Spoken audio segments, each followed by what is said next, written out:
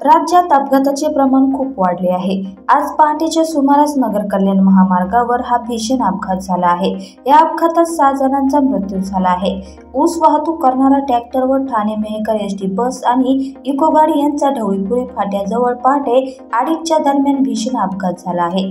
5 जणांचा जागीच मृत्यू झाला तर एकाचा उपचारादरम्यान मृत्यू झाला। कल्याण निर्मल महामार्गावर ऊस वाहतूक करणारा ट्रॅक्टर व ठाणे मेहकर एसटी बस आणि इको गाडी यांच्यात ढवळीपुरी फाट्याजवळ पहाटेच्या सुमारास जोरदार धडक बसली। हा अपघात इतका भीषण होता की तिन्ही वाहनांचा पूर्णपणे चकाचूर झाला आहे। या वाहनांचे देखील मोठे नुकसान झाले आहे। यात 6 जणांचा जागीच मृत्यू झाला आहे।